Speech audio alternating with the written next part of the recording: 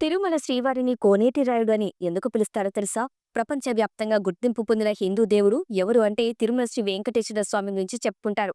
శ్రీవారిని దర్శించుకునేందుకు దేశ విదేశాల నుంచి భక్తులు తరలి వస్తుంటారు. కోరిన కోరికలు తెచ్చే స్వామిగా పేరున్న ఈ దేవుడికి నిత్య పూజలు, కళ్యాణాలు చేస్తూ ఉంటారు. అలాగే కలియుగ దైవంగా పేర్కొంటూ ఈ స్వామివారికి అనేక పేర్లతో పిలుస్తుంటారు. తిరుమలేశుడిగా, వెంకటేశ్వర స్వామిగా, శ్రీవారిగా, బాలాజీగా గుర్తింపు పొందిన ఈ స్వామికి కోనేటి రాయుడు అని కూడా పిలుస్తారు. అసలు కోనేటి రాయుడు అని శ్రీవారిని పిలవటానికి కారణాలేంటి?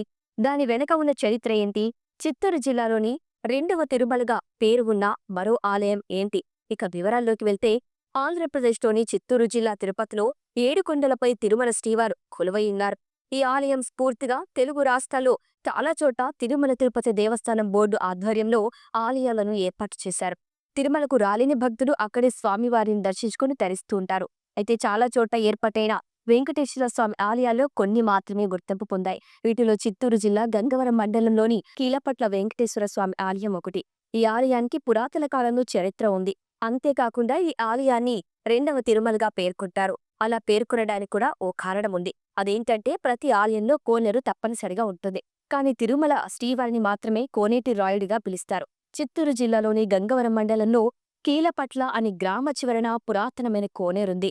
అరబ్బుల కాలంలో దండయాత్ర చేసిన సందర్భంలో స్వామివారికి పూజలు నిర్వహిస్తున్న అర్చకులు ఇక్కడ ఏర్పాటు చేసిన ఆలయంలోని స్వామివారిని కాపాడుకునేందుకు విగ్రహాన్ని ఆలయానికి ఈశాన్య భాగంలో ఉన్న కోనేరులో దాచిపెట్టారు. అయితే కొన్నాళ్ల తర్వాత బోయకొండ స్వామి అనే వ్యక్తికి శ్రీవారు కరుణ వచ్చి తాను కోనేటిలో ఉన్నానని తీసుకెళ్లి ప్రతిష్ఠించాలని చెబుతాడు. దీంతో శ్రీవారిని గ్రామంలో ప్రతిష్ఠించాలని పేర్కొంటారు. అయితే ఇక్కడ కోనేరుడుకు అంతటి ప్రాధాన్యత ఏర్పడినందువల్ల స్వామివారిని కోనేటి రాయుడుగా అని పిలుస్తారని చెప్పుకుంటారు. ఈ గ్రామంలో పురాతనమైన ప్రహారీ, గోపురాలు, మండపాలు చూడొచ్చు. అలాగే తిరుమలలోని శ్రీవారికి చేసిన సేవలు ఇక్కడ కూడా నిర్వహిస్తారు.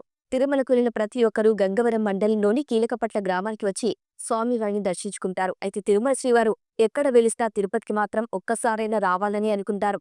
దీంతో ప్రతి ఏటా భక్తుల తాకిడి పెరుగుతూనే ఉంది. కొందరు ఏడాదికి 1 లేదా 2 సార్లు తిరుమల శ్రీవారిని దర్శించుకుంటూ ఉన్నారు.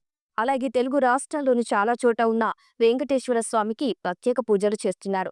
తిరుమల స్ఫూర్తిగా ఏర్పాటు చేసిన ఆలయాల్లో శ్రీవారికి ప్రత్యేక పూజలు నిర్వహిస్తూ ఉంటారు.